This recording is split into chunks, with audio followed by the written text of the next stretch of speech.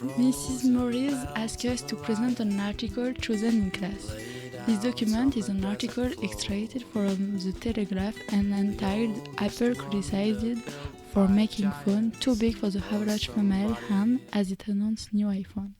It was published on September 13, 2018. The main topic is Apple, which has been criticized by feminists for designing iPhones which are too big for the average female hand.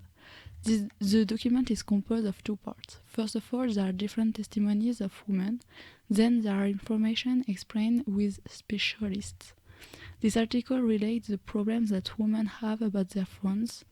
A feminist, Caroline Criado-Perez, developed repetitive strain injury from using a phone which was too big for her hand. She explains, "I generally have heresy from having an iPhone 6 and it went as soon as switched to an iPhone SE. It's an important problem today because it affects women's hand health. Women do buy more iPhones than men. It just baffles me that Apple doesn't design with our body in mind. So we can, thus the document, assume that Apple may lose female customers if it doesn't change the size of its phone." To conclude, a spokesperson from Apple has been contacted to comment on it, and he explains, "Until companies like Apple have women represented equally at senior levels, according to me, Apple should take a closer look at the problem if it doesn't want to see the competition takes its customers."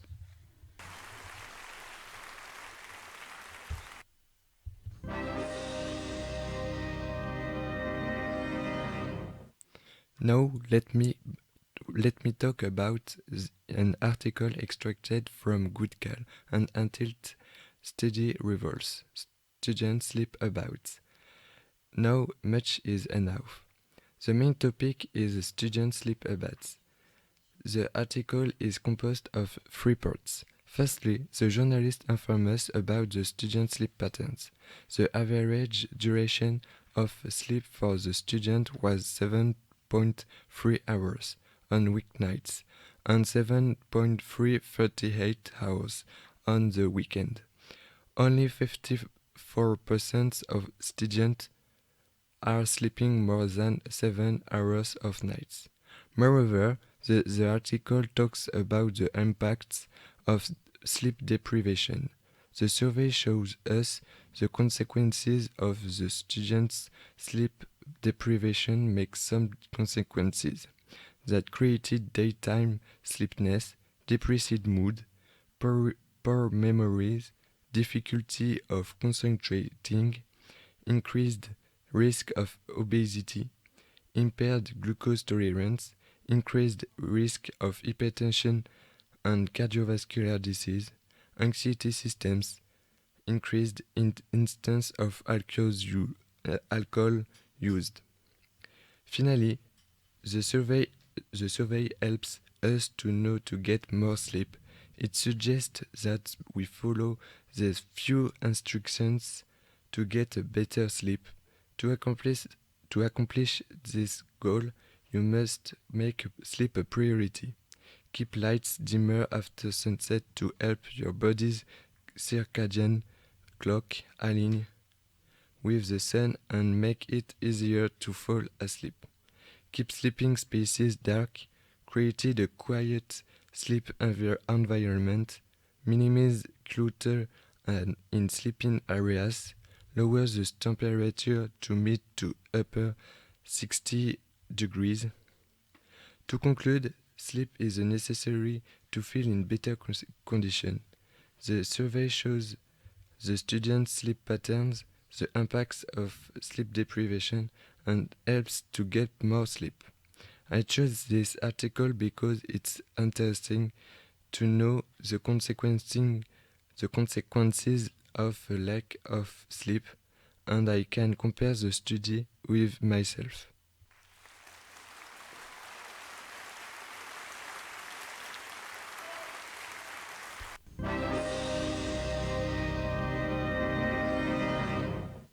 I'm going to present you an article extracted from the New York Times and entitled "Calvin Klein's Style Shocked Me."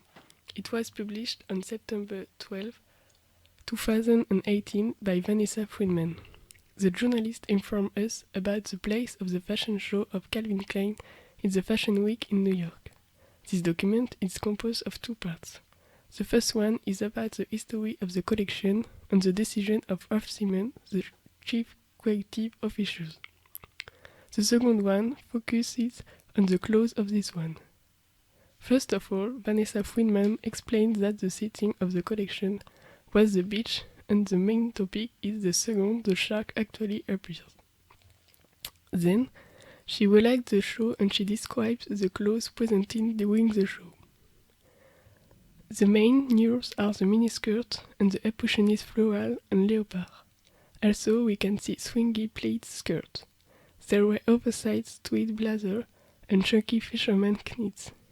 Finally, the models were wearing also graduation robe with mortarboards and a fringing sash slung across the chest. To sum up, it was a very beautiful and eccentric show like many others.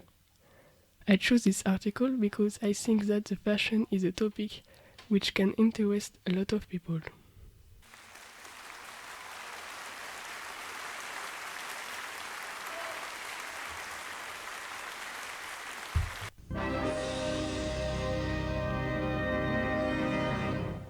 I'm going to present an article extract from CNN and entitled Meghan cooks for Grenfell, Duchess announces support for charity cookbook. It was published on September of 17th, 2018 and was written by Eliza McIntosh. This article deals with Meghan Markle, Prince Harry's wife, who cooks twice a week with women whose community was affected by the Grenfell Tower disaster. Remind you, last year the Grenfell Tower supported a serious fire. First of all, the journalist explains that Meghan Markle had a project to create a cookbook in collaboration with a woman community who was affected by the Grenfell fire. Later in the article, we learn that the cookbook is called Together, Our Community Cookbook. The Duchess of Sussex hopes that profits from the sales will help keep the kitchen where this woman gave her. It opens up to 7 days a week. The journalist underlines the emotional side of this action with the support of Meghan Markle, line 7 quote. I immediately felt connected to this community kitchen. It is a place for women to laugh, grieve, cry and cook together. It's an extract of the cookbook's foreword, which was written by Meghan Markle. Then the article shows the strength of the melting cultural identities in this community. The Hub Community Kitchen, Hub means love in Arabic, is really reflected in the cookbook. Finally, this cookbook includes the Hub Community Kitchen, but the journalist focuses on, quote, the power of cooking to bring communities together. And I choose this article because the topic seems to be interesting, and solidarity is a great thing. Helping others makes happy.